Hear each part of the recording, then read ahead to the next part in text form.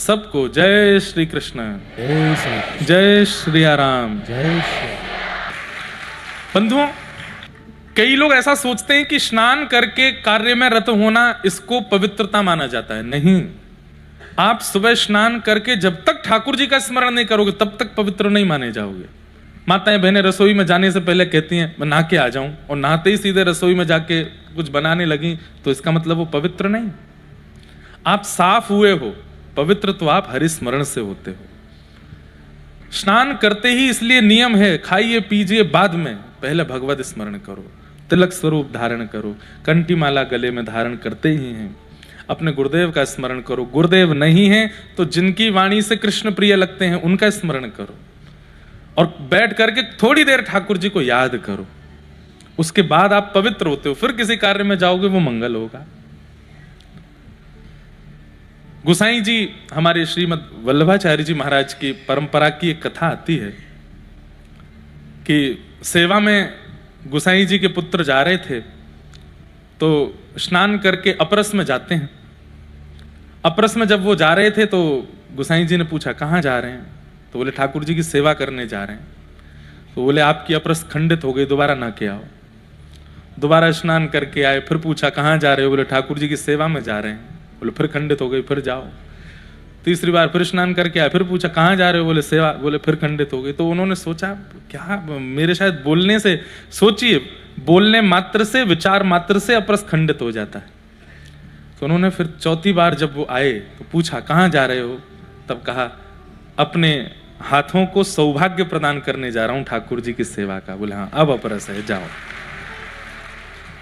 ठाकुर जी को सेवा की आवश्यकता नहीं है, आपके शरीर को ठाकुर जी की सेवा से पवित्र होने की आवश्यकता है। ठाकुर जी को आवश्यकता नहीं। आप उनको भोजन नहीं कराओगे तो भूखे रहेंगे, आप नहीं नवाओगे तो क्या वो शुद्ध नहीं है, आप नहीं पहनाओगे तो क्या उनको ठंड लगेगी? नहीं। ठाकुर जी की सेवा करके हम अपने शरीर, विचार, मन, बुद्धि को पवित्र करते हैं, ठाकुर जी को नहीं। इसलिए जीवन का प्रारंभ हो, कला का प्रारंभ हो, दिन का प्रारंभ हो, स्नान करते ही पहले ठाकुर जी का आराधन करो, स्मरण करो, मानसी सेवा करो, भाव की सेवा करो, प्रत्यक्ष सेवा करो। उसके बाद सेवा नहीं कर सकते तो कम से कम एक कोने में आसन लगा करके बैठो, थोड़ी देर।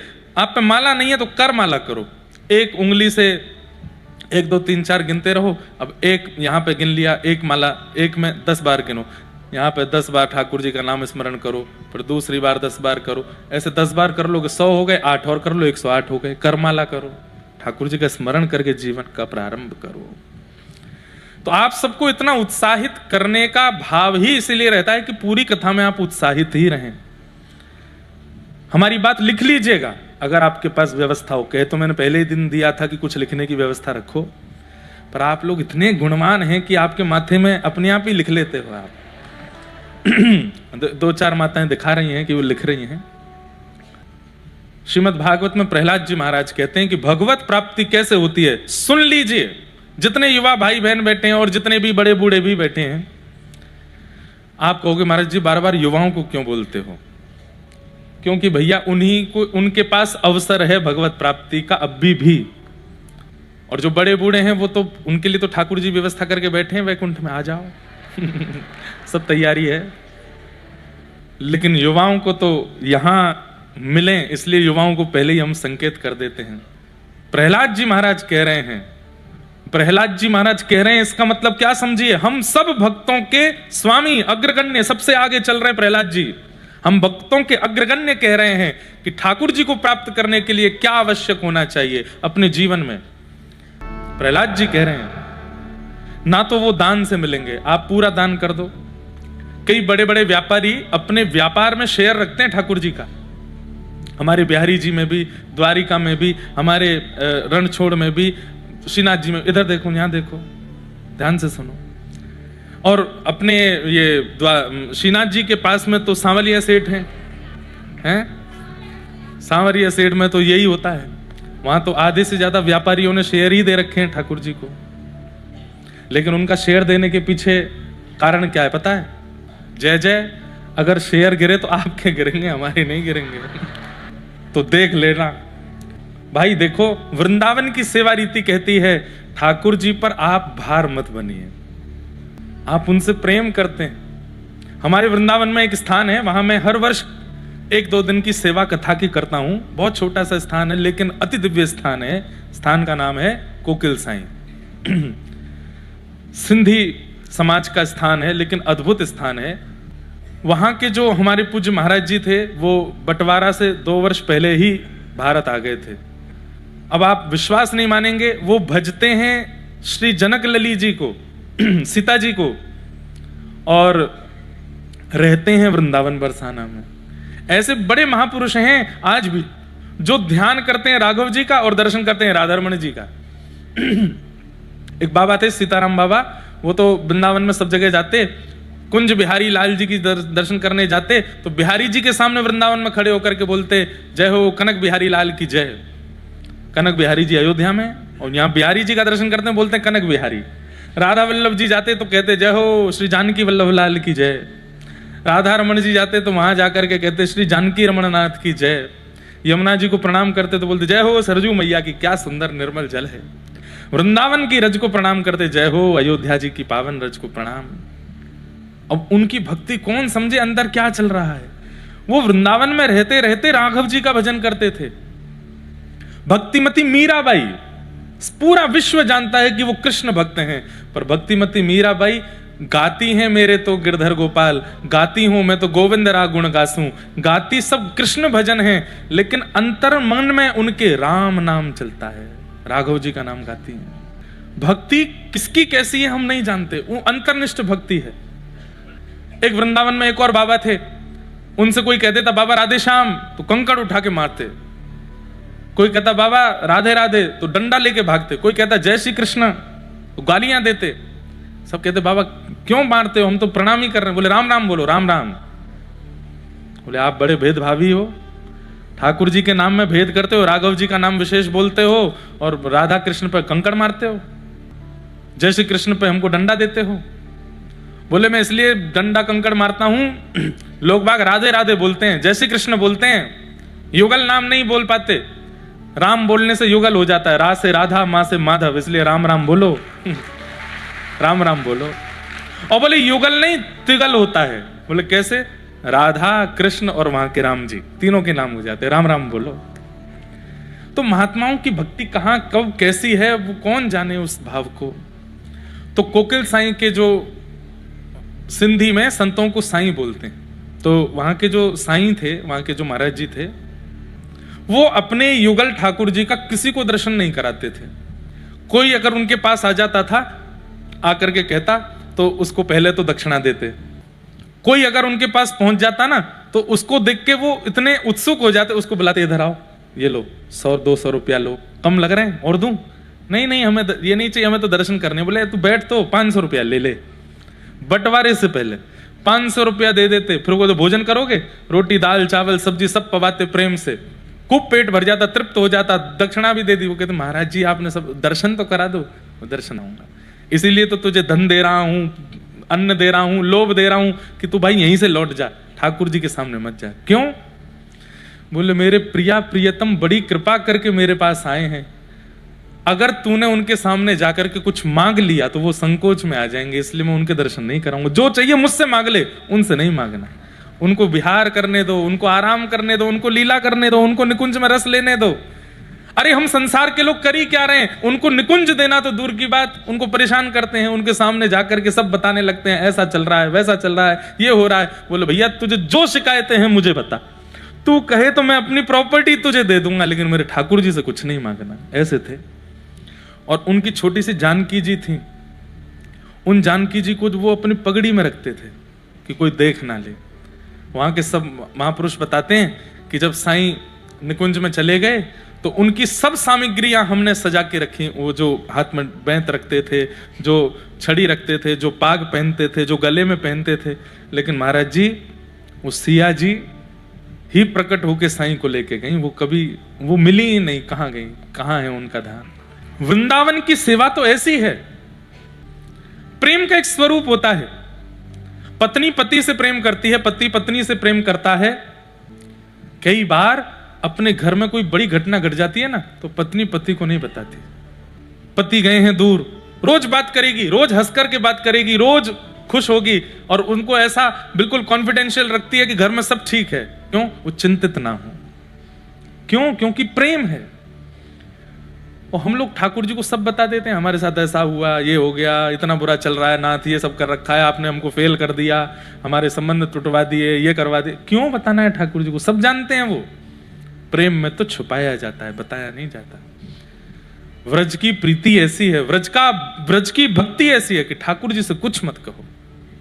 सहेली जी, उनको सब पता है, मत बताइए उनको, मत कहिए उनसे, बल्कि ध्यान रखो कि वे आनंद में है कि नहीं, वे सुख में है कि नहीं, वे राजी हैं कि नहीं, वे प्रसन्न है कि नहीं। तो ऐसे सब भावना है। प्रश्न तो बहुत सारे आए हैं, लेकिन एक जरूरी लगा हमको, वैसे जरूरी सबके हैं। अगर हमारा कोई परिचित या परिवार का सदस्य गलत मार्ग पर चला जाए, खान पान अपवित्र हो जाए, तो उसको सुधारने के लिए हम स्वयं भजन पूजन इत्यादि करें तो क्या वह सुधर जाएगा? अब बुखार मुझे चढ़ा है और दवाई केजरीवाल जी खा लें। महाराज जी आप बिल्कुल निश्चिंत रहो, 104 बुखार, मैं पैरासीटामोल खा के आता हूं, अभी उतरेगा आपका बुखार। अगर कोई व्यक्ति व्यभिचारी है तो प्रहलाद जी के भजन से हिरण्यकश्यप सुधर जाना चाहिए था, राम जी को देख करके मंथरा को सुधर जाना चाहिए था, सन्मुख आते ही कुंभकर्ण की बुद्धि फिर जानी चाहिए थी।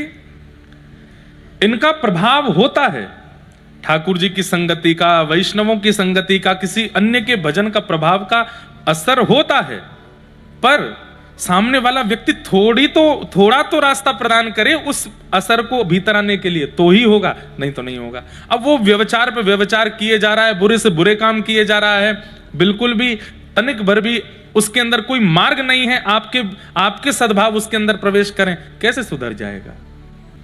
आप भजन कर रहे हो और वो सुधर जाए, ऐसा नहीं होगा। हाँ, ये हो सकता है कि आपके भजन से बहुत प्रसन्न ठाकुर जी हो गए, तब ठाकुर जी आपके समेत सब पर कृपा करेंगे, फिर अकेले उस पर नहीं, सब पर कृपा होगी। जैसे नरसिंह मेहता के पूरे परिवार पर कृपा हो रही है, पत्नी पर कृपा हो रही है, जो धरती पर नहीं है पिताजी उनका श्राद्ध तक हो रहा है। तो ऐसा जरूर हो सकता है कि आपकी भक्ति से ठाकुर जी प्रसन्न होंगे आप पे और तब सब पे कृपा कर देंगे, लेकिन उसके लिए भजन स्थिति बहुत होनी चाहिए। लेकिन आपका भजन नित्य इसीलिए होता है, ये सुधर जाए, इसका काम सुधर जाए, इसके भावना सुधर जाए, इसके विचार सुधर जाए, और वो व्यक्ति कोई परिवर्तन ही नहीं कर रहा है तो फिर उसका कोई लाभ नहीं है। इसके लिए तो बस ठाकुर जी से प्रार्थना करो, नाथ हम भजन कर रहे हैं पर आप इसको सद्बुद्धि देने का प्रयास करना, उसमें भी जबरदस्ती नहीं है नाथ। अगर ये गलत मार्ग पर चल के ही हमारा भला होना है तो फिर कोई बात नहीं, लेकिन हम अपना भजन करेंगे, आपकी प्रसन्नता के लिए भजन करेंगे। भजन किस लिए होता है यह भी विशेष बात है। आप किस लिए ठाकुर जी का स्मरण कर रहे हो, इसमें भी कहीं ना कहीं स्वार्थ ही तो है कि वो सुखी हो जाए, वो ठीक हो जाए, इसलिए हम भजन कर रहे हैं। स्वार्थ लाग कर ही सब प्रीति, स्वार्थ से भजन मत कीजिए। ठाकुर जी का भजन ठाकुर जी की प्रसन्नता के लिए कीजिए। नाथ ये व्यभिचारी है, आपको इसको सुधारना हो तो सुधारना, नहीं तो हम तो भजन कर ही रहे हैं आपका, ऐसी भावना होनी चाहिए। हमने पता नहीं यहां बताया कि नहीं, कुम्मन दास जी के 7 पुत्र थे, लेकिन कोई भी उनसे पूछता था तो वो कहते थे मेरे 1.5 पुत्र हैं। कितने पुत्र? 1.5 पुत्र। 1.5 कोई पुत्र होते हैं? किसी ने कहा कुम्मन दास जी 1.5 पुत्र कैसे, या तो 1 होगा या 2 होंगे। तो बोले कि एक तो पूरा भक्त है इसलिए वो मेरा 1 पुत्र है, और एक आधा भक्त है। बोले आधा क्यों है? बोले वो सत्संग नहीं करता, कथा नहीं सुनता, गुरुजनों को प्रणाम नहीं करता, बस गौ सेवा करता है, इसलिए आधा पुत्र है। तो एक आधा पुत्र है और एक पूरा पुत्र है, 1.5 पुत्र बोलते थे। तजोरे मन हरि विमुखन को संग। अगर कोई घर का सदस्य महाव्यभिचारी हो गया है तो आपको तो हृदय से त्याग ही करना चाहिए। संग रहो पर हृदय से कहो नाथ हमने बहुत समझाया, संभाला, हाँ समझाना भी चाहिए, 3-4 बार तो रोकना टोकना चाहिए, फिर भी नहीं माने तो ठाकुर जी के भरोसे छोड़ो, आप देख लेना नाथ। अगर हो सके तो इसको विवेक देना, नहीं तो कोई बात नहीं, जो हमारे जीवन में लिखा होगा वो होगा। अब आप लगे हैं उसी के नाम से भजन करने में, उसके लिए सब करवाने में, उसके लिए ठाकुर जी कहेंगे वो व्यभिचार नहीं छोड़ रहा है और तुम पूरा भजन खुद के लिए ना करके, मुझे मेरी प्रसन्नता के लिए ना कर, उसके लिए कर रहे हो, जानते हुए भी कि वो पापी है। ठाकुर जी को राजी करो, आपसे राजी हो गए तो सबसे हो जाएंगे। बस ये भाव रखो, ऐसा विचार करो। पूरी द्वारिका में एक महामारी जैसी फैल गई थी। क्या? ठाकुर जी के दर्शन के वियोग की महामारी। इतनी याद आ रही है सबको ठाकुर जी की। तो रुक्मणी जी ने पत्र लिखा है ठाकुर जी को कि आप जल्दी पधारो, नहीं तो द्वारिका जीवित नहीं बचेगी। तो ठाकुर जी बाध्य हो गए कि अब मुझे जाना है। कुंती ने भगवान की स्तुति गाई, बहुत सुंदर है, लेकिन उसके विस्तार में गए तो कृष्ण जन्म नहीं हो पाएगा। कुंती जी ने स्तुति गाई, ठाकुर जी स्तुति सुन के उन पर कृपा करके जैसे ही आगे निकले, तभी देखते हैं कि युधिष्ठिर रोने लगे। कई बार बंधुओं, व्यक्ति का रुदन बता देता है कि किस कारण से रो रहा है। कोई व्यक्ति आपकी याद में रो रहा है, कोई व्यक्ति दर्द में रो रहा है, कोई व्यक्ति परेशानी में रो रहा है, कोई व्यक्ति चिड़चिड़ापन में रो रहा है। उसके रोने का तरीका बता देता है, हंसने के तरीके बता देते हैं कि व्यंग में हंस रहा है, प्रसन्नता में हंस रहा है, कि बनावटी हंस रहा है। हमारे पूज्य पिताजी कहते हैं कि व्यक्ति का मुखमंडल उसकी पूरी पहचान है। नेत्र, नासिका और मुस्कान, ये तीनों बता देते हैं कि व्यक्ति चिड़ा हुआ है, प्रसन्न है, भक्त है, अभक्त है, स्वार्थी है, निस्वार्थी, सब पता चल जाता है। तो भगवान रुदन से पहचान गए, ये सब तो मेरी याद में रो रहे हैं कि मैं जा रहा हूं, पर ये युधिष्ठिर के रुदन से पता चल रहा है कि ये किसी और कारण से रो रहा है। इसलिए इतने भावुक लोगों में ठाकुर जी ने युधिष्ठिर को बुलाया। क्या बात है, क्यों रो रहे हैं आप? युधिष्ठिर जी ने तुरंत कारण बताया। बोले, मैंने कितनी माताओं को विधवा कर दिया, मैंने कितने बालकों को अनाथ कर दिया। अगर मैंने महाभारत युद्ध ना किया होता तो इतनी माताएं प्रसन्न होती, इतने बालक अपने पिता की गोद में बैठे होते। मैंने अपनों को मार दिया। अरे कौरव कौन है? मेरे अपने ही तो थे, मेरे गुरु ही तो थे, मेरे बड़े ही तो थे, सबको मार दिया मैंने। अब मुझे नरक जाने से कोई नहीं रोकेगा। ठाकुर जी बोले, अविश्वास। छाया बनकर के मैं खड़ा हूं साथ में, फिर भी रो रहा है। छाया बनकर के पग पग पर, अरे मैं सुदर्शन चक्रधारी अपना सुदर्शन रख करके रथ हाँक रहा हूं अर्जुन का, तब भी इसको मुझ पे भरोसा नहीं है। अब भी इसको यह भय लग रहा है कि ये बंधुओं, उन सबको बोली जा रही है बात जो ठाकुर जी की सेवा करते हुए भी अपने जीवन में आने वाली परिस्थितियों से रोने लगते हैं। ठाकुर जी कहते हैं, महल छोड़ करके तेरे घर की एक छोटे से कोने में बैठा हूं मैं, किसके लिए? तेरे लिए, और तू फिर भी रो रहा है, क्योंकि अविश्वास है मेरे प्रति। इसलिए बंधुओं, ठाकुर जी पर मैंने पहले दिन ही कथा में कहा, ठाकुर जी से बलवान दुनिया में कोई नहीं है सिवाय अविश्वास के।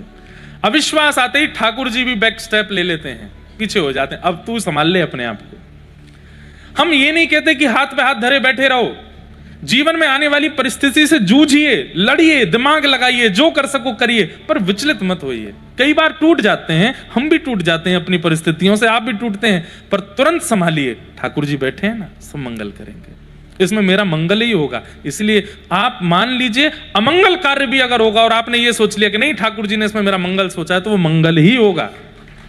विश्वास अमंगल को मंगल में परिवर्तित कर देता है। आंख, नाक, कान सब बंद करके भरोसा है ठाकुर जी पे, ये सब संभाल लेंगे। ठीक है, गिरावटें आ रही हैं, मुश्किलें आ रही हैं, परेशानियां आ रही हैं, कोई बात नहीं, इसमें कोई मंगल ही होगा मेरा। बंधुओं, अति पीड़ा ही अंत में सुख देके जाती है।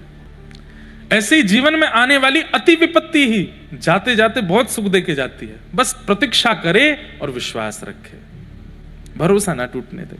ठाकुर जी ने देखा, युधिष्ठिर तूने एक बार भी यह विचार नहीं किया कि मेरे साथ खड़ा कौन है। द्वारिकाधीश तेरे बगल में खड़े हैं, तुम्हारी भोजन थाली में अपनी थाली ठाकुर जी अलग से नहीं लगाते हैं, युधिष्ठिर आदि की थाली में से बैठ के पाने लगते हैं। तब भी तुझे रोना आ रहा है, तब भी तुझे अविश्वास हो रहा है, तभी तुझे चिंता हो रही है, क्योंकि मेरे प्रति अविश्वास है। आप इस अविश्वास को दूर कीजिए ना, जैसे अर्जुन का दूर किया था वैसे मेरा। भगवान बोले यही काम है मुझ पर, उसको ज्ञान दिया, अब तुझे दूं, फिर तेरे बाद नकुल सहदेव रोएंगे, फिर उनको सुनाऊं, फिर कुंती रोएगी, फिर उसको बताऊं। हम एक ही बार बोलते हैं और संकेत में बोलते हैं, जिसको समझना है एक बार में समझ ले, दोबारा दोहराता नहीं मैं। तो बोले फिर मेरा अविश्वास कैसे जाए? बोले कि मैं एक बार बोलता हूं, फिर मेरे भक्त बार बार बोलते हैं। एक मेरा भक्त है, वो तेरे अविश्वास को दूर करेगा। कौन? बाणों की सैया पर लेटे हैं भीष्म पितामह। चलो, और एक बात और, भीष्म पितामह को इच्छा मृत्यु का वरदान है। जब तक उनकी इच्छा नहीं होगी मर नहीं सकते, चाहे 20 से अलग हो जाएं। तो मृत्यु देवी सामने खड़ी है भीष्म पितामह के, और भीष्म पितामह से कह रही है मैं आऊं? भीष्म पितामह कह रहे हैं खबरदार, खड़ी रहे, बिल्कुल आना नहीं। कब तक नहीं आना? बोले जब तक श्याम सुंदर मेरे सामने ना आ जाएं, मैं उनको रूप को ना निहार लूं, अपने मन के भाव उनके चरणों में ना कह दूं, वो मुझे देख ले, मैं उनको देख लूं, तब तक हे मृत्यु देवी आना नहीं। ऐसी इच्छा मृत्यु हर वैष्णव को रखने की छूट है। आप आज से एक नियम बना लीजिए, हम ठाकुर जी से कुछ नहीं मांगेंगे, लेकिन एक बात मांगेंगे, क्या? कि नाथ जब तक आप मेरे सामने आना जाओ, मृत्यु मेरा स्पर्श ना करे। मृत्यु आए ही तब जब आपके दर्शन हो जाएं। ये नित्य मांगना प्रारंभ कर दो। हनुमान जी से मांगो, शंकर जी से मांगो, अंबे मैया से मांगो, ठाकुर जी से मांगो, संतों से मांगो, वैष्णवों से मांगो। बोले जीवन में सुख दुख कर्म ये सब मैं निर्माण कर लूंगा, मेरा अंत मेरे हाथ में नहीं है, वो ठाकुर जी के हाथ में। इसलिए मैं अंत मांगता हूं कि ठाकुर जी की सन्निधि में अंत हो मेरा, और मुझे कुछ नहीं चाहिए। हम धन मांगते हैं ठाकुर जी से, ठाकुर जी कह रहे हैं पाम दिए, हाथ दिए, बुद्धि दिए, कमा ले। हम सुख मांगते हैं ठाकुर जी से, ठाकुर जी कह रहे हैं सब कुछ है तेरे पास, अपने आप निर्माण कर ले। सब कुछ निर्माण करने की सामर्थ्य हम सबके पास है, लेकिन अपने अंत को निर्माण करने की सामर्थ्य हमारे पास नहीं है। बहुत बड़ा डांसर था विश्व का, उसने अपने शरीर को सुंदर बनाने के लिए खूब कुछ किया, करोड़ों रुपया खर्च कर दिए, डॉक्टरों को बुला करके 24 घंटे एम्बुलेंस साथ में ही रखता था, लेकिन मृत्यु को टाल नहीं पाया। लोग कहते हैं वो सबसे शक्तिशाली देश है, वहां का राष्ट्रपति भी बुलेट प्रूफ गाड़ी में ही चलता है। क्यों? उसको पता है मृत्यु मेरे वश में नहीं है। लेकिन हरि नाम कहने वाले, राम नाम कहने वाले, ठाकुर जी का गुणगान कहने वाले कह सकते हैं कि मृत्यु भी मेरे वश में है, मैं चाह जाऊं तो तभी मेरी मृत्यु होगी। कितने नाम गिनाऊं आपको? धर्म सम्राट स्वामी श्री करपात्री जी महाराज अपने अंतिम समय से पूर्व, ठाकुर जी के धाम गमन से पूर्व, मैंने अपने पूज्य नाना जी से सुना, स्वयं मौन हो गए और सब शिष्यों को बता दिया कि अब क्षण आ रहा है। अपने जो अंतिम क्रियाएं सबको बता दी और मौन हो गए। उस मौन अवस्था में हमारे पूज्य नाना जी ने उनको जाके भागवत जी का पाठ सुनाया। कहते हैं स्वयं ही बता दिया पहले। हमारे पूज्य पिताजी महाराज के पूज्य गुरुदेव, मेरे दादा गुरुदेव, अनंत श्री विभूषित श्री भागवत के सचल विग्रह श्री रामानुज प्रपन्नाचार्य गुरु जी महाराज, क्षण अंतिम आ गया, लेकिन प्रतीक्षा कर रहे हैं कि जब तक मेरा शिष्य नहीं आएगा तब तक मैं प्राण नहीं त्यागूंगा। हमारे पूज्य पिताजी कोटा में कथा कर रहे थे, संदेश भिजवाया, 96 की बात, 96, हम 6 महीने के थे तब। पूज्य पिताजी महाराज आए, जब कक्ष में आ गए, बिल्कुल अवस्था जाने की थी, पिताजी जैसे ही आए, बोले गुरुदेव भगवान, तो इशारे में बोले कि जल्दी अपनी गोद में मेरा सर रखो। गोद में सर रखे, बोले भागवत जी के श्लोकों का गान करो। पिताजी जिनको पढ़ाया गुरु जी ने, उनसे जब भागवत जी के श्लोक सुने, तब श्री कृष्ण गोविंद हरे मुरारे, हे नाथ नारायण वासुदेव कह करके भगवत धाम को प्रस्थान किया। हमारे पूज्य नाना जी एक दिन पहले ही पूरी योजना बता दी कि जब मेरे प्राण जाएं तो ऐसा ऐसा करना, सारी व्यवस्थाएं करवा करके अगले दिन ही चले गए। मैं तो इस बात को प्रमाणित मान चुका हूं कि अगर भक्त चाह ले, अपनी भक्ति के प्रभाव से इच्छा मृत्यु प्राप्त कर सकता है। पर इच्छा मृत्यु यह नहीं होनी चाहिए कि मेरे प्राण दुबई में निकले जूस पीते हुए, मेरे प्राण बंबई में साइड सीन देखते हुए, अपने प्रिय क्या बोलते हैं उसको, अभिनेता को देखते हुए प्राण जाएं, वो वाली पिक्चर देखते हुए, ये खाते हुए, आहा महाराज श्रीखंड की चम्मच अंतिम मुख में जावे और मुंह में घुल रहे हो तभी प्राण निकल, ये सारे अंतिम, ये भोग वस्तुओं के साथ में अंतिम इच्छा मत रखिएगा। अपनी नित्य की दिनचर्या के प्रारंभ में जो आप अपनी आराधना करते हैं, ठाकुर जी की सेवा करते हैं, उनमें आप ठाकुर जी से प्रार्थना करते हैं कि नाथ मुझसे कोई अपवित्र क्रिया ना हो, मेरा दिन अच्छा जाए, मंगल जाए, सब बातें कहते हैं। अंत में एक बात और कहा कीजिए, नाथ जब प्राण जाए ना, उस समय कैसे भी करके वृंदावन हम पहुंच जाएं। हम वृंदावन में हो, यमुना जी के तट पर बैठे हों, खूब सुंदर प्रसाद पाली हो, गिरिराज जी की परिक्रमा हो गई हो, राधा रमण लाल, राधा वल्लभ लाल, श्री बिहारी जी चित्त में विराजमान हो, और वैष्णव रसिक संत हमारे सामने बैठे हों, उत्ताल कीर्तन चल रहा हो, हरे कृष्ण कृष्ण कृष्ण हरे हरे, हरे राम राम राम हरे हरे, युगल नाम चल रहा हो, राधे कृष्ण, और वो कानों से प्रवेश कर रहा हो, कानों से हरि नाम जा रहा हो, नेत्रों से दर्शन जा रहे हो, मुख से प्रसाद जा रहा हो, रोम रोम में ब्रज की रज जा रही हो, और उसी समय नाथ हमारे प्राण निकल जाएं, बस ये चाहिए हमें। नित्य मांगिए। अच्छा, रोज बदल मत देना, हर दिन बदलाव मत कीजिए अच्छा मृत्यु में। नहीं नहीं, नाथ वृंदावन दूर है, ठाकुर जी में ही चले जाएं, द्वारिका में ही हो जाएं। एक निर्माण कर लीजिए कि प्राण जाएं तो ऐसे जाएं, और बस उसी की प्रतीक्षा करिए। रोज रट लगाइए ठाकुर जी से, ऐसे ही जाने प्राण। तो युवा भाई लोग ये ना सोचें कि अभी तो महाराज जी जीवन शुरू हुआ, तुम प्राण जावे की बात सिखा रहे हो। देखो भैया, बचपन से रट लगाओगे तो शायद 55 में जाकर के आपकी सुन ली जाएगी। 55 में रटना शुरू करोगे तो फिर शमशान में ही जाके सुनी जाएगी। इसलिए बचपन से ही बोल लो। कुमार अवस्था से ठाकुर जी से बात करना है शुरू कर दीजिए, अपनी भावनाएं बताना शुरू कर दीजिए, अपनी भगवत इच्छाएं बताना शुरू कर दीजिए कुमार अवस्था से। कुमार अवस्था युवा से पहले वाली होती है, जब थोड़े थोड़े रेशे आने शुरू होते हैं, उसको कुमार अवस्था कहते हैं। तब से ही लग जाओ। कुमार निकल गई है तो युवा से लग जाओ भैया, वृद्ध तक मत आने दो बात को, कुमार अवस्था से ही लग जाओ। तो ठाकुर जी बोले, हे युधिष्ठिर जी, अब तो भीष्म पितामह ही ज्ञान देंगे आपको। चलो, यहां भीष्म पितामह बाणों की सैया पर, बंधुओं एक कांटा हमको लग जाता है तो पूरे विचलित हो जाते हैं हम। हजारों बाण लगे हैं भीष्म पितामह को, एक एक बूंद करके रक्त गिर रहा है प्रत्येक रों से।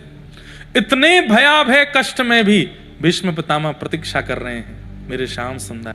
बंधुओं, भीष्म पितामह अद्भुत पात्र हैं महाभारत के। संग किया कौरवों का पर अंत इनके जैसा नहीं हुआ। आप लोग कहेंगे महाराज जी, जब वो इतने ज्ञानी थे, इतने भक्त थे, तो उनको इतना विवेक नहीं आया कि मैं कौरवों का संग ना करूं, पांडवों का संग करूं? कई बार बंधुओं, विवेकी व्यक्ति जानबूझ करके करता है कई क्रियाओं को। उसको पता है कि मैं गलत कर रहा हूं, लेकिन वो फिर भी उसके मन में क्या चल रहा है वो वही जानता है। जैसे भीष्म पितामह से भगवान ने पूछा कि हे भीष्म पितामह, तुम जानते थे कि ये कौरव ठीक नहीं है, फिर भी तुमने इनका संग क्यों किया? ये कौरव उचित नहीं है, फिर भी तुमने इनका साथ क्यों दिया? अरे इन्होंने द्रौपदी को निर्वस्त्र किया था बड़ी सभा में, ऐसे लोगों का तुमको साथ देना चाहिए। भीष्म पितामह बोलते, मैं जानता हूं कि मैंने कौरवों का संग गलत किया, कौरव ठीक नहीं है, कौरव अच्छे नहीं है, लेकिन नाथ मेरा पक्ष तो सुनिए। बोले बताओ। बोले यदि मैं पांडवों के पक्ष में होता तो महाभारत युद्ध में या तो आपके दाहिने खड़ा होता या आपके बाएं खड़ा होता, और कहीं संभवतः आप मेरे ही सारथी बन गए होते तो आपके पीछे खड़ा होता। दाहिने खड़ा होता तो आप आधे दिखते, बाएं खड़ा होता तो आधे दिखते, पीछे खड़ा होता तो पीछे से ही दिखता। सन्मुख दर्शन तो सामने से ही हो सकता है, इसलिए कौरवों के पक्ष में गया मैं। और वो अपनी स्तुति में इस बात का प्रस्ताव करते हैं। आहा, क्या कहते हैं भीष्म पितामह? बहुत सुंदर है पितामह की स्तुति। पितामह कहते हैं, बोले कि मैं महाभारत युद्ध में कर क्या रहा था? 10 दिन तक तो सुस्त बैठे थे भीष्म पितामह। पूरा प्रसंग सुनाते हैं। भीष्म पितामह 10 दिन तक तो कुछ नहीं कर रहे थे, केवल बैठे बैठे नजर घुमा रहे थे। जब 10 दिन में कौरवों की सेना समाप्त होने लगी, तब दुर्योधन ने इनको एक व्यंग मारा, खाते हमारा अन्न है, भला चाहते उन लोगों का है। तब भीष्म पितामह बोले, हे दुर्योधन, क्या बोले तुम जानते नहीं मैं कौन हूं? अगर अपनी पर आ जाऊं तो एक दिन में पूरे महाभारत युद्ध को विश्राम कर सकता हूं। तो दुर्योधन ने ये और कह, करिए ना, फिर बोल क्यों रहे, करिए।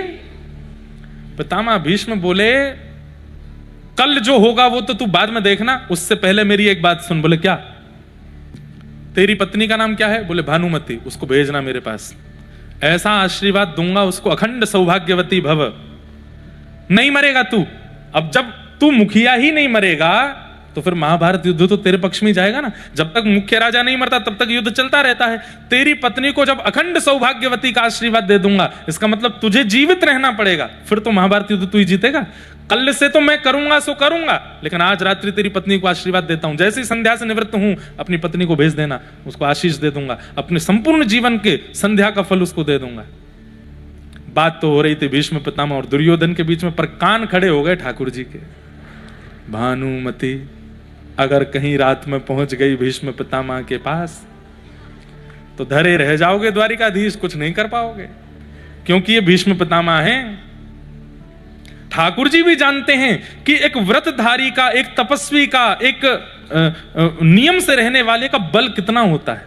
ठाकुर जी बोले मैं ठाकुर जी होते हुए भी कुछ नहीं कर पाऊंगा। फिर भगवान ने रात भर शाम को योजना बनाई, बोले क्या करूं, भानुमति से पहले कोई द्रौपदी पहुंच जाए तो बहुत बढ़िया होगा। भानुमति को आशीर्वाद मिलेगा तो अकेला दुर्योधन बचेगा, द्रौपदी को आशीर्वाद मिले तो पांचों बच जाएंगे।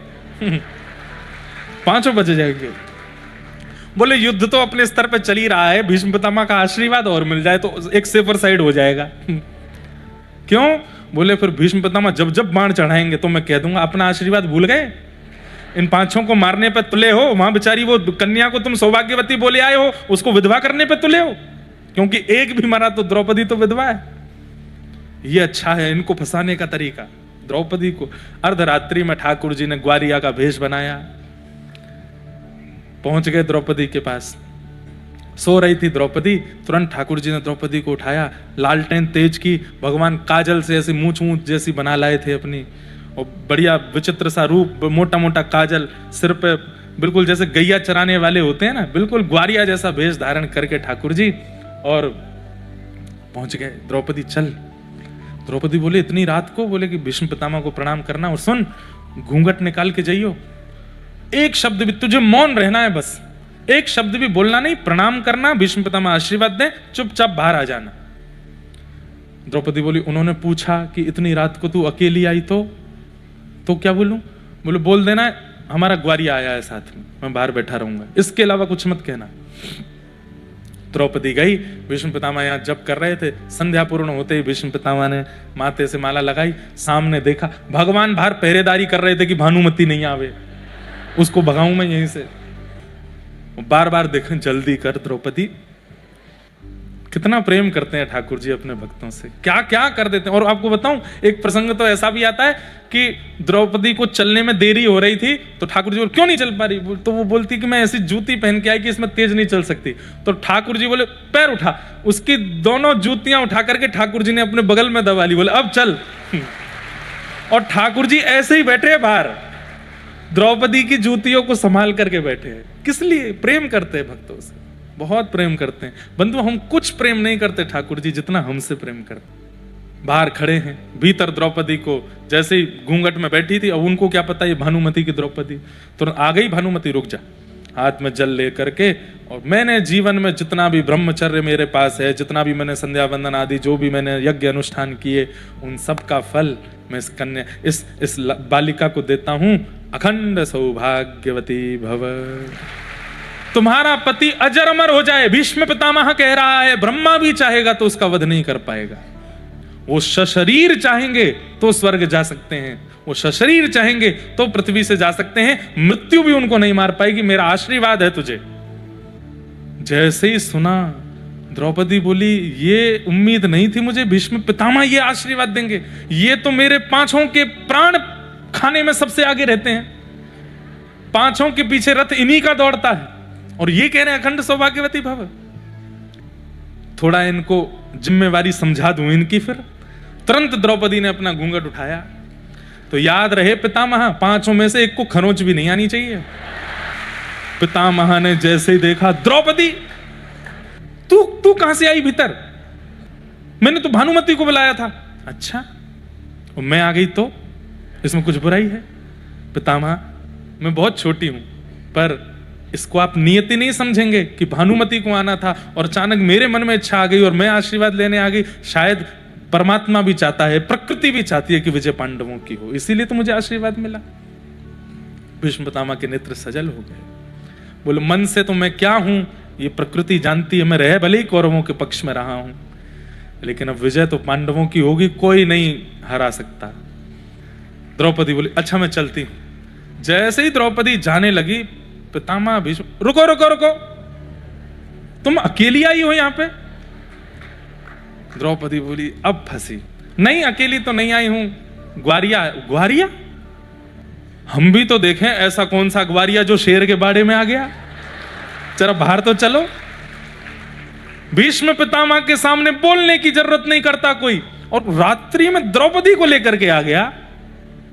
ये कोई ग्वारिया बहुत बुद्धिमान लगता है। आप बड़े आदमी हैं, आप ग्वारिया से मिलते अच्छे लगे, यहीं बैठे रहो। आप कहां? नहीं नहीं नहीं, मुझे लेके चलो। तेरे मन में रात में ही आशीर्वाद लेने की इच्छा क्यों प्रकट हुई? दिन में भी आ सकती थी। बाहर जाकर के देखा तो दोनों जूती दबाए ठाकुर जी बैठे। भीष्म पितामह बोले, कहां है ग्वारिया? 2 पटक तो ठाकुर जी को वहीं लगी। इधर हैं साहब जी। बोले, इधर आओ। ठाकुर जी समीप आए, लालटेन ऊपर करके तेज की लो। द्रौपदी, ये ग्वारिया देखा देखा सा लगता है कहीं। पगड़ी उतारो अपनी। जैसी पगड़ी उतारी, घुंघराले केश ठाकुर जी के खिल गए। मोर पिच्छ जो दबा हुआ था पाग के अंदर वो प्रकट हो गया। भीष्म पितामह ने अपने उपरना से मूछ मूछ बना के आए थे, सब मिटाई। आहा, अब देखो जब मुख्य किरदार मंच पर आता है ना तो सामने लाइटमैन तुरंत फोकस डालता है उस पर। चंद्रमा तो था द्वितीया का, लेकिन ठाकुर जी की छवि अंधेरे में दिख नहीं रही थी तो पूर्णिमा प्रकट हो गई, तुरंत ठाकुर जी को दिखा दिया। भीष्म पितामह ने देखा तो ये है तेरा ग्वारिया सखा है, छलिया कपटी माखन चोर। ये सब विचित्र क्रियाएं करते हुए तुझे जरा भी मन में लज्जा नहीं होती? द्रौपदी, मेरी बात सुनो। मैंने तुझे अखंड सौभाग्यवती का आशीर्वाद दिया है, पर मैं जिम्मेदारी इसको देता हूं कि 5 के प्राण बचाने की जिम्मेवारी इनकी है। अब ये बचाएं। ऐसे भीष्म पितामह। और फिर अगले दिन से महाराज लगे। भीष्म पितामह ने भी ठान लिया, लेकर के धनुष बाण और 5 के पीछे ही भागते हैं जहां जहां रथ जाता है। और उसमें भी विशेष रूप से अर्जुन का रथ।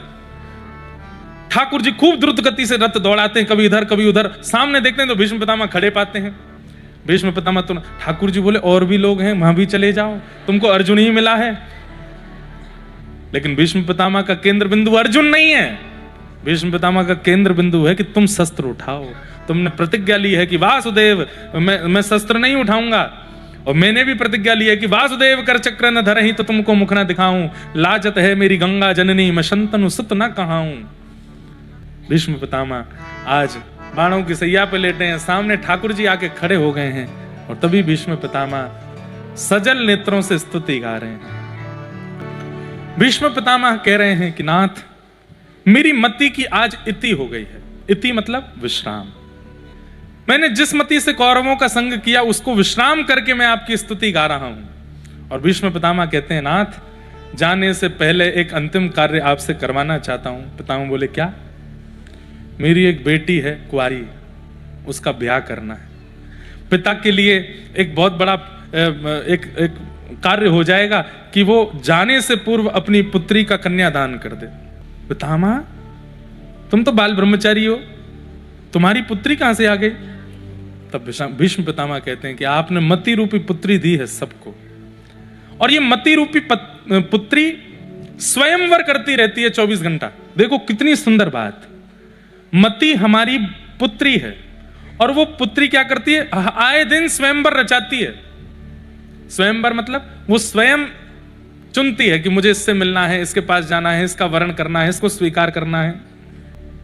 किसी की मति दुर्विचारों में पड़ी रहती है, किसी फिर बदलती रहती है, कभी कहीं कभी कहीं कभी कहीं। स्वयंवर ही करती रहती, चैन नहीं कर पाती कि मेरा अपना एक ठौर है कौन सी। संसार में वही व्यक्ति हार रहा है जो अपनी मति के वर का चयन नहीं कर पाया। आज कथा हो रही है तो कथा में आ गए, कल कुछ उल्टे सीधे काम हो रहे हैं तो वहां पहुंच गए, परसों फिर कोई अनुष्ठान हुआ तो वहां भी आ गए, उसके अगले दिन फिर कहीं पर कुछ पिया पाई हुई तो वहां पहुंच गए, उसके अगले दिन कुछ अनुष्ठान मंदिर का हुआ वहां भी आ गए, गौ सेवा में भी पहुंच गए, रात की उल्टे सीधे कामों में भी पहुंच गए। मति को एक ठौर। मैं तो एक बात कहता हूं, उस व्यक्ति का उद्धार हो ही नहीं सकता जो दोनों तरफ रहता है। वहां पर भी है, मतलब सारे विचित्र कार्यों में, और यहां पे भी है। कथा भी सुनता है लेकिन छल कपट भी करता है, कथा भी सुनता है लेकिन काम पर बिल्कुल भी वशीकरण नहीं है, कथा भी सुनता है लेकिन सारे उल्टे सीधे कामों में भी उसकी रुचि है। ऐसे व्यक्ति, वही बात है कि 2 नाव पे पैर गिर जाओगे। हम कह रहे हैं भैया पूरे पूरे एक तरफ आओ, या तो पूरे पूरे ठाकुर जी के हो जाओ या पूरे पूरे संसार के ही हो जाओ। ये बीच में मत रहिए, ये बीच वाला सेक्शन मत चुनिए। यहां पर भी, वहां पर भी, इधर भी उधर भी, कुछ दिन यहां कुछ दिन वहां ना।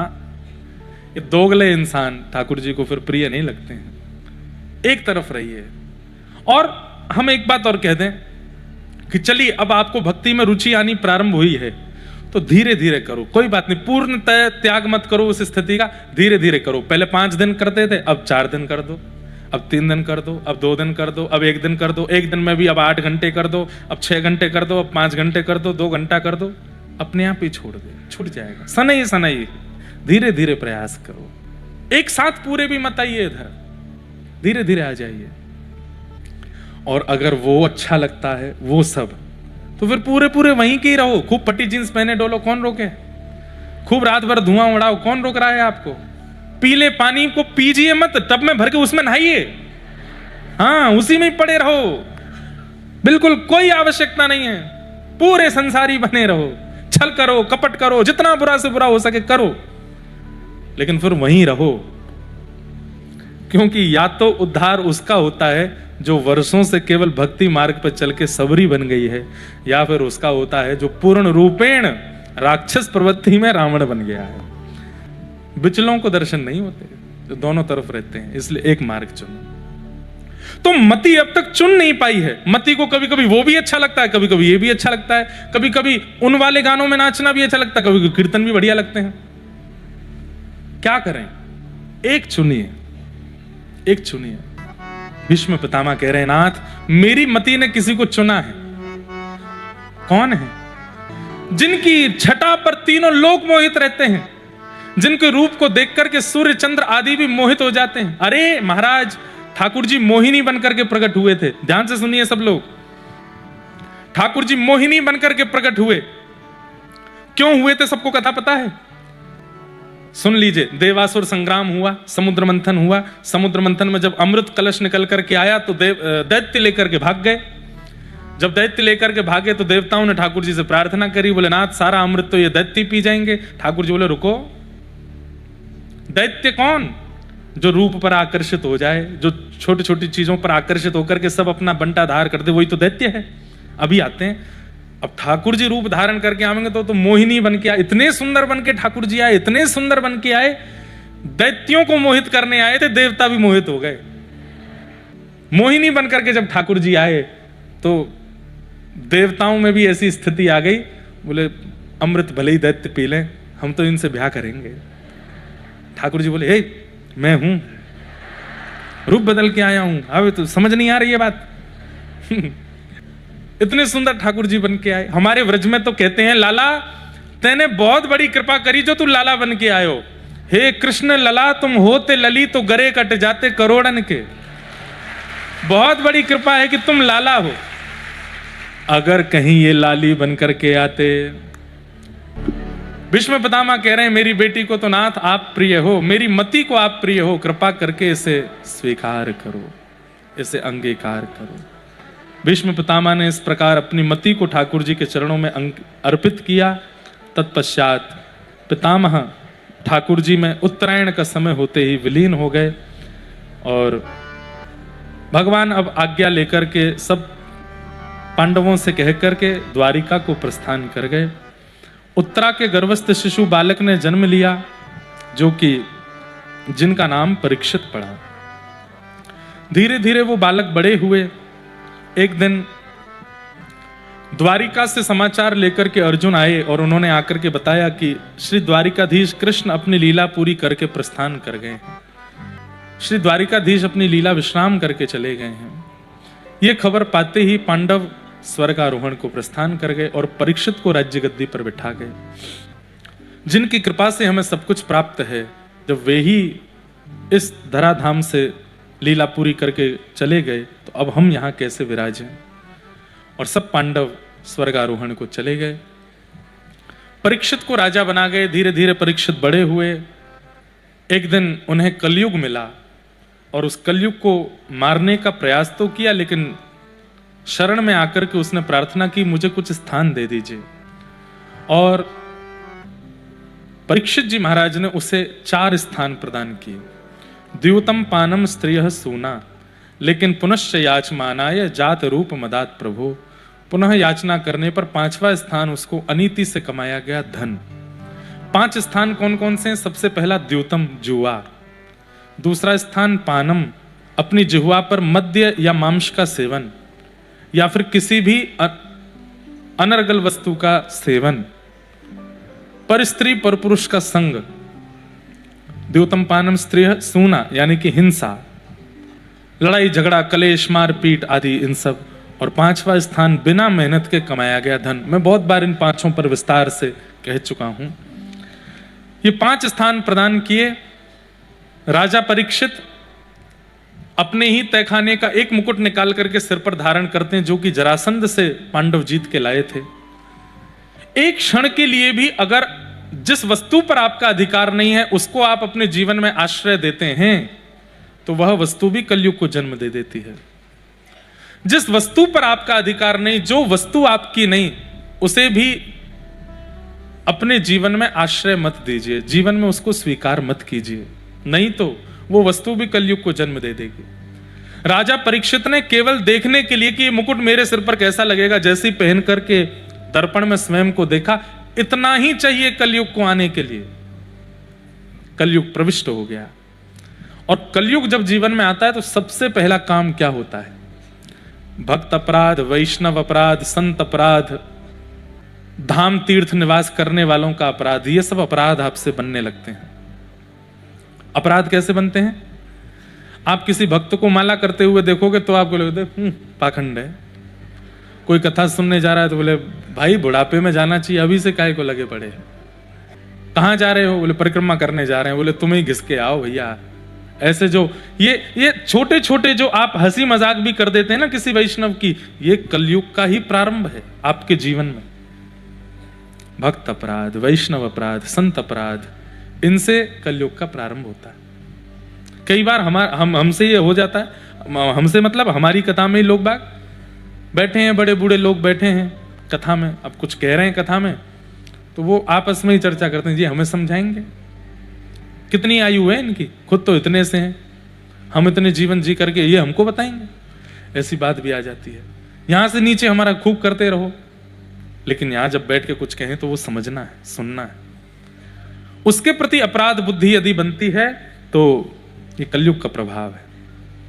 कलयुग का सबसे पहला प्रारंभ ही यहीं से होता है कि भजन करने वालों के प्रति अपराध बुद्धि बनती है, उनके प्रति हंसी आना, मजाक बनाना, ये सब बनता है। तो राजा परीक्षित पांडवों के वंशधर, और सबसे बड़ी बात वो हैं जिनकी भगवान गर्भ में जाके रक्षा करते हैं, वो परीक्षित राजा। जैसे ही दूसरा मुकुट धारण किया, मन इतना विकृत हो गया कि वन में गए, आखेट को वन में गए थे, जलपान की इच्छा हुई, तभी एक शमिक ऋषि के आश्रम पर पहुंचे। वहां त्रातक समाधि में ऋषि बैठे थे। समाधि में व्यक्ति बैठा होता है तो उसे पता नहीं चलता कौन क्या कह गया, क्या कर गया। तभी राजा परीक्षित ने कहा, ऋषिवर आपके द्वार पर एक छत्र सम्राट चक्रवर्ती राजा परीक्षित खड़ा है। स्वयं ही बोल रहे हैं अपनी बात। कलयुग का यह भी प्रभाव है कि अपने गुण परिचय स्वयं ही बताने लग जाते हैं। एक होता है कि अपना परिचय देना, परिचय देना भी वैष्णवों को सीखना चाहिए। जैसे आप किसी ऊंची पदवी पर हो, आप किसी नए व्यक्ति से मिले तो कैसे परिचय दे रहे हो? फलाने फलाने संगठन का मैं महामंत्री, उसका ये यहाँ नगर का उद्योगपति सेठ, मेरा नाम ये, आपको प्रणाम करता हूं। वैष्णव अपना परिचय कैसे देता है? दासानुदास, दासों का दास, ठाकुर जी का दास, आपके चरणों का किंकर, मैं आपको प्रणाम करता हूं। वो अपनी योग्यता श्रेष्ठता नहीं बताता। कलयुग का जिस पर प्रभाव होगा वो श्रेष्ठता बताने की कोशिश करेगा, और श्रेष्ठता नहीं बता। अब यहाँ सुन लिया कथा में, बोले महाराज जी मना कर रहे हैं नहीं बतानी, तो कैसे भी पता तो चले सामने वाले को हम श्रेष्ठ हैं, तो दिखाएंगे। कई लोग 5 उंगली पहन ले, 5 अंगूठी पहनते हैं तो बार बार यूं ही करते रहते हैं। दिखे महाराज जी को, पता चले पहनी है हमने 5। कई लोगों पे बड़ी गाड़ी होती है तो बड़ी गाड़ी से आते हैं, पता चला कि बाहर कोई देखने ही नहीं आया गाड़ी, तो चाबी लेके जाते हैं भीतर, और उसकी विशेष चाबी जेब में भी रख सकते हैं, लेकिन उसको टेबल पर रखेंगे सामने, और बार बार उसकी तरफ संकेत, तब भी नहीं दिखा तो चाय का गिलास उसके बगल में धर देंगे, इसमें कर दीजिए, आप उसको दिख जाएगी बड़ी गाड़ी है। ये सब कलयुग करवाता है भैया, आप नहीं करते हो ये। अपनी वैल्यू किसी को पता चले, ये इच्छा हमारे चित्त में आना, ये कलयुग का प्रभाव है। मैं क्या हूं ये सबको पता होना चाहिए, ये कलयुग का प्रभाव है। प्रचार अपना नहीं होना चाहिए बंधुओं, प्रचार ठाकुर जी का होना चाहिए। प्रचार अपने नाम का नहीं होना चाहिए, प्रचार ठाकुर जी के नाम का होना चाहिए। प्रचार अपना नहीं होना चाहिए, प्रचार ठाकुर जी की कथा का होना चाहिए। और ठाकुर जी की कथा का हम तो आज से कथा कर रहे हैं, हम तो 10 साल से कथा कर रहे हैं। हमारे पूज्य पिताजी 52 वर्षों से कथा कर रहे हैं। कितने? 52। कितनों की तो उम्र नहीं यहाँ पे। अब कथा कहते कहते प्रचार अपना भी हो जाता। वो उनकी कथा सुननी है, वो महाराज जी बता रहे थे। वो बाकी अपने प्रचार की इच्छा नहीं होती कि हमारा बहुत होर्डिंग लगाओ, बोर्ड लगाओ। भाई वो तो इतना करना पड़ता है कि आप कथा में आओ, आप कथा सुनो। बाकी अपने प्रचार की बहुत इच्छा नहीं होनी चाहिए। और हम बहुत निष्किंचन भाव से व्यासपीठ से निवेदन करते हुए कह दें, कभी इच्छा हमने नहीं रखी कि प्रचार हो। अभी इतना सब समाज, इतनी सब भीड़ भाड़ होने लग गई है ना सब जगह, तो भी मन में भाव आता है पूर्व जन्म की इच्छा रही होगी कि प्रचार हो, इसलिए हो गया है। इसलिए, और हमें यह भी पता है कि बहुत दिन तक रहने वाला भी नहीं है। कुछ दिन बाद फिर कोई और अच्छे आएंगे तो उनको सुनना शुरू करेंगे। तब तक घोर कलयुग आ ही जाना, तो कथा ही नहीं सुनेगा कोई। लेकिन तब तक हम यहां से प्रस्थान कर जाएं, बस ये भावना। हम तो ठाकुर जी से नित्य कहते हैं कि इतना खतरनाक समय ना देखना पड़े नाथ कि जीवात्मा कथा से प्रेम ही नहीं करे। उससे पहले पहले तो बुला लीजिएगा आप, उससे पहले निपटा दीजिएगा इस संसार में, ज्यादा दिन रहना नहीं है। तो अपने प्रचार की इच्छा, मैंने क्या किया, मैंने कैसे किया, मैंने कितना किया, ये सब बताना, इच्छा होना, यह भी एक कलयुग का प्रभाव है। अपना ही परिचय खुद ही दे रहे हैं। पृथ्वी का एक छत्र सम्राट चक्रवर्ती राजा परीक्षित आपके द्वार पर खड़ा है, प्यास से व्याकुल है, पानी पिलाइए। समाधि में बैठे थे शमीक ऋषि, नहीं सुना तो कलयुग ने दूसरा प्रभाव दिखाया। क्या? समाधि में देखते हुए भी राजा परीक्षित को यह नहीं लगा कि ये समाधि में, यह लगा कि ये पाखंड कर रहे हैं। मरा हुआ सर्प गले में डाल दिया, अपमान करा दिया।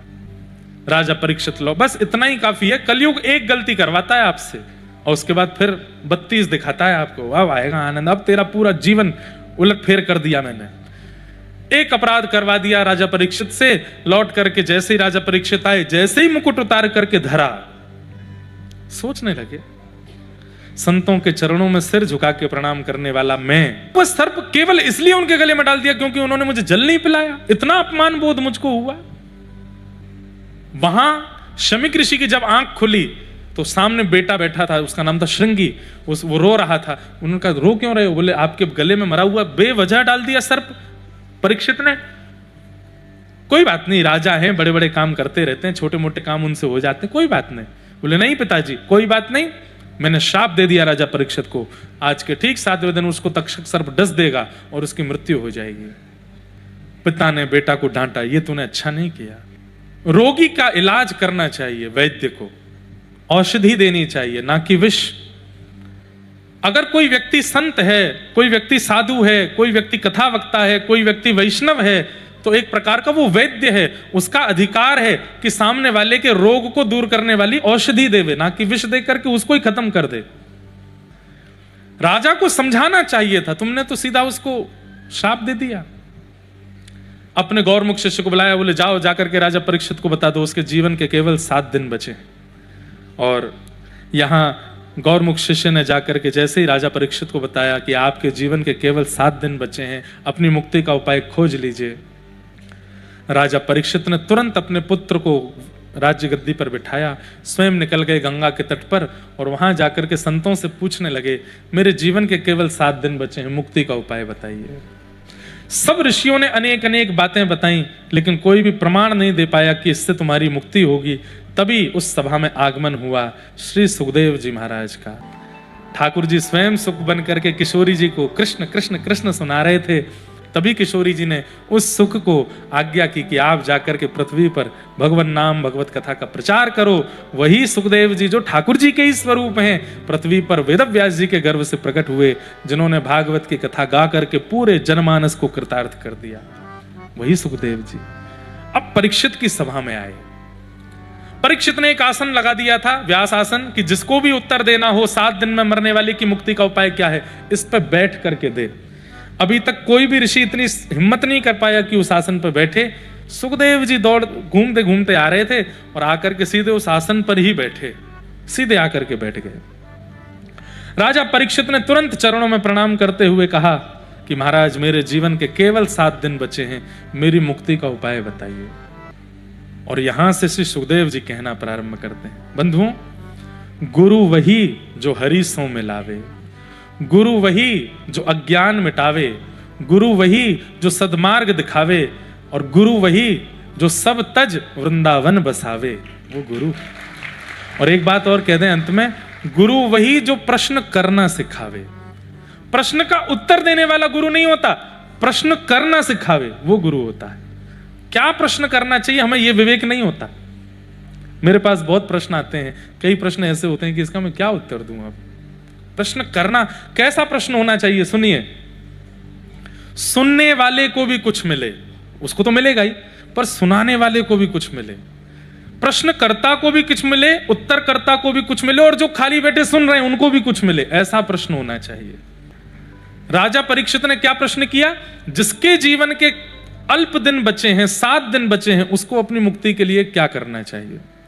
लेकिन यहां सुखदेव जी महाराज उत्तर नहीं दे रहे हैं, उसका प्रश्न सुधार रहे हैं। क्या कहते हैं, बहुत ध्यान से सुनिए।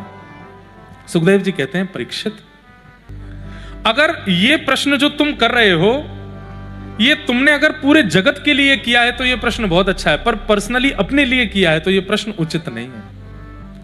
क्यों? मैं जगत में नहीं आता। नहीं, तुम जगत में आते हो, लेकिन तुम्हारे साथ में कुछ टर्म्स एंड कंडीशंस हैं।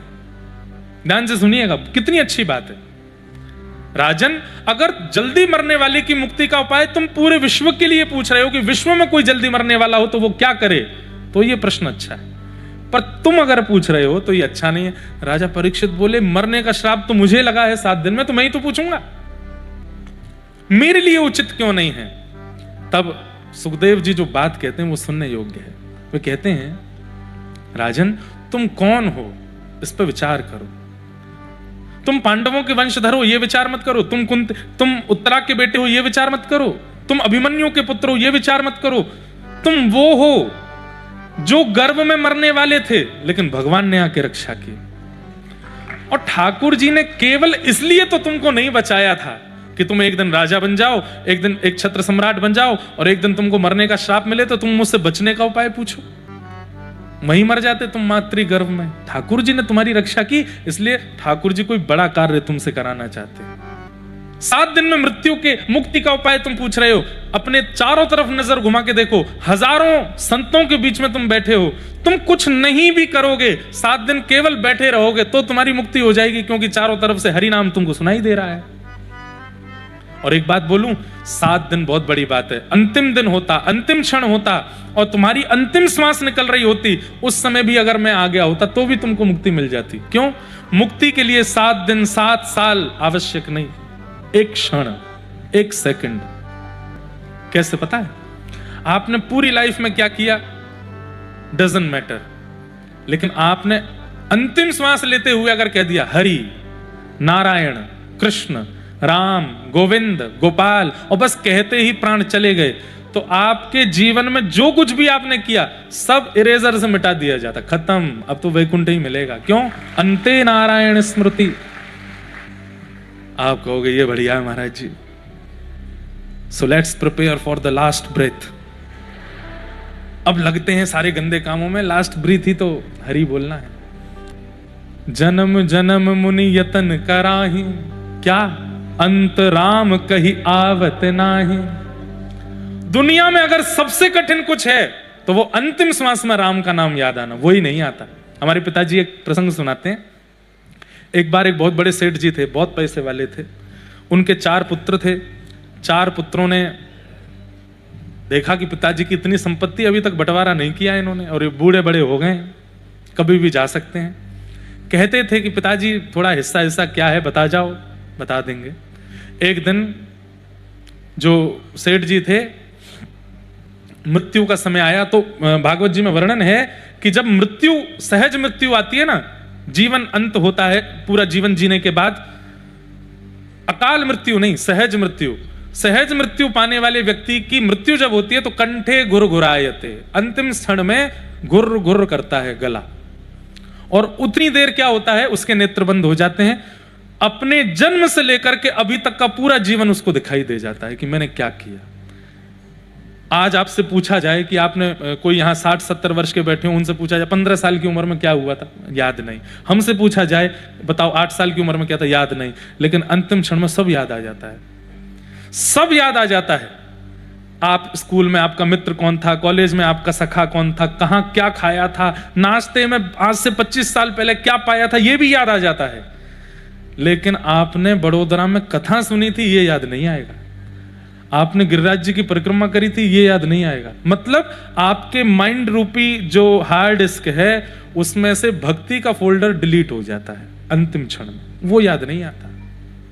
जिसकी मात्रा ज्यादा होती है, आप कभी जैसे आधुनिक फोन यूज करने वाले भाई लोग कभी कभी स्टोरेज चेक करते हैं, तो जो चीज सबसे ज्यादा होती है वो रेड होता है पूरा, और जो चीज आपके फोन में सबसे कम है वो ग्रीन होगा, ब्लू होगा, येलो होगा, पर जो सबसे ज्यादा मात्रा में है वो पूरा रेड होता है।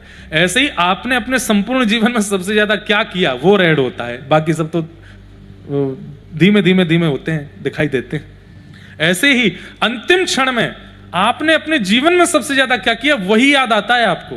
ठाकुर जी का स्मरण नहीं होता, आपको यही याद नहीं आता, और फिर मृत्यु हो जाती है। फिर वो वही जो रेड सेक्शन था वही भोगना पड़ता है। फिर अंत में नारायण का स्मरण हो जाए ये बहुत मुश्किल है, बहुत मुश्किल। तो वो सेठ जी से उनका अंतिम क्षण आया, कंठ गुरगुर करने लगा, तो बालक सब इकट्ठे हो गए। पिताजी जल्दी बता दीजिए कौन सा कितने किसके पक्ष में है।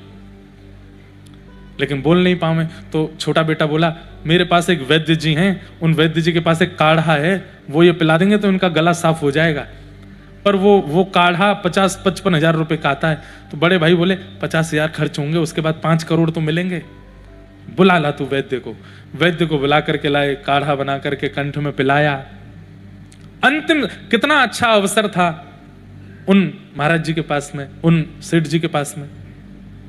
तो सेठ जी के पास कितना अच्छा अवसर था, उनका गला खुल गया। वो चाहते तो नाम संकीर्तन कर लेते, लेकिन जैसे ही गला साफ हुआ उनका, पिताजी बोलिए। बोले हाँ हाँ अब आवाज निकल रही है। बोले हाँ जल्दी बताओ पिताजी, अंतिम क्षण बचे हैं आपके, पूरा शरीर पानी पानी हो रहा है, आपका प्राण निकलने वाले हैं, अंतिम इच्छा जो हो बता दो। और संकेत में बोले बता दीजिए कौन कितना किसके पक्ष में है, बाड़ा किसके नाम है, खेत किसके नाम है, घर किसके नाम। बोले बड़ा वाला कहाँ है। बोले मैं यहीं खड़ा हूँ। बीच वाला कहाँ है। बोले मैं भी यहीं खड़ा हूँ। छोटा वाला कहाँ है। बोले पिताजी यहीं हूँ, चरणों के पास देखो। बड़ी बहू कहाँ है। बोले मैं भी यहीं हूँ, आप तो बोलो जल्दी। छोटी वाली का बेटा अब यहीं बैठा है गोद के पास ही, बोलिए जल्दी बोलिए। बोले मैं तो ये कह रहा था आंगन में भैंस का पड्डा झाड़ू खा रहा है, तुम लोग झाड़ू नहीं संभाल पा रहे, संपत्ति क्या संभालोगे।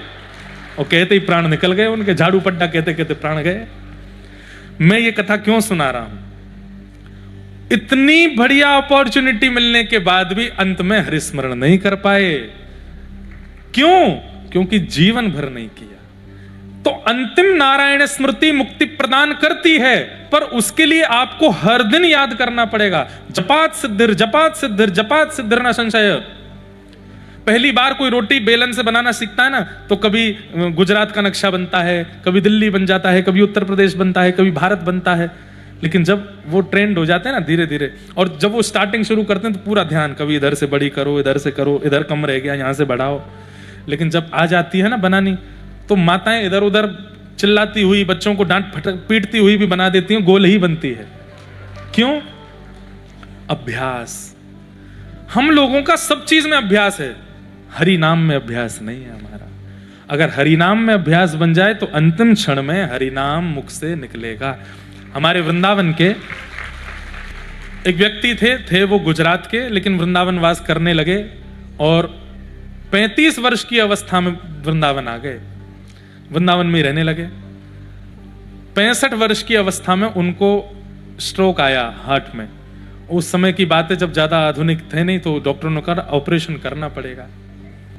तो ऑपरेशन करते समय एनेस्थीसिया का इंजेक्शन लगा दिया। एनेस्थीसिया के बाद दुनिया का कोई माई का लाल हो, किसी को होश नहीं रहता। लेकिन वो डॉक्टर आश्चर्यचकित हो गया, उनके प्राण तो चले गए थे ऑपरेशन में ही। उसने बाहर आकर के कहा, बोले मैंने अपने जीवन में ऐसा ऑपरेशन नहीं किया। क्यों? बोले एनेस्थीसिया देने के बाद भी, हृदय को यहां से खोलने के बाद भी, ऑपरेशन करने के बाद भी, इतने भयानक नशे के बाद भी उनके मुख से श्री वृंदावन श्री राधा, श्री वृंदावन श्री राधा अपने आप प्रकट हो रहा था। बोले मेरे हाथ कांप रहे थे कि आज यहां पे साइंस फेल हो गई भाई, इस आदमी को असर नहीं हुआ। बोले ऑपरेशन सक्सेसफुल नहीं हुआ, उनके प्राण चले गए, लेकिन अंतिम क्षण तक श्री राधा बोलते ही रहे, मुख से निकलता ही रहा। इसमें क्या था? उन्होंने किशोरी जी का नाम नहीं पकड़ा है, किशोरी जी ने उनको पकड़ा हुआ है। तो या तो आपके जीवन में इस प्रकार से नाम आ जाए कि अंतिम क्षण में आपके मुख से और कुछ निकले ही ना, नाम ही निकले। अंते नारायण स्मृति, इससे मुक्ति मिलती है। लेकिन राजन, तुम मुक्ति मत मांगो, तुम तो भक्ति मांगो, तुम अपने लिए भक्ति मांगो। बोले क्यों, मैं भक्ति क्यों मांगू? तब कितना सुंदर उत्तर देते हैं, मुक्ति का मतलब मृत्यु के बाद भगवान का दर्शन, भक्ति का मतलब जीते जी भगवान का दर्शन। 7 दिन बचे हैं तुम्हारे पास, तुम 7वें दिन की प्रति, तुम्हारी चिंता यह नहीं होनी चाहिए कि 7वें दिन मुझे मुक्ति मिले, तुम्हारी चिंता यह होनी चाहिए कि 7 दिन पूरे हों, उससे पहले पहले ठाकुर जी मुझे चलते फिरते दिख जाएं, ये चिंता तुम्हारी होनी चाहिए। तब राजा परीक्षित ने कहा, नाथ अब मेरा प्रश्न बदल गया। देखो, इसे कहते हैं प्रश्न सिखा दिया। ये नहीं पूछ रहे हैं अब कि 7 दिन बाद मुझे मुक्ति कैसे मिलेगी, अब प्रश्न क्या कर रहे हैं, मेरे जीवन के बस 7 दिन बचे हैं, 7वां दिन आवे उससे पहले पहले मुझे ठाकुर जी का अनुभव करा दीजिए, उसके लिए मैं क्या करूं, कृपा कर मुझे बताओ। पर सुखदेव जी बोले, अब तुम्हारा प्रश्न उचित हुआ, अब इसके लिए एक ही उपाय है, क्या? तुमको मैं भागवत की कथा सुनाऊंगा। और यहां से शुकाचार्य जी ने फिर कथा सुनाना प्रारंभ किया।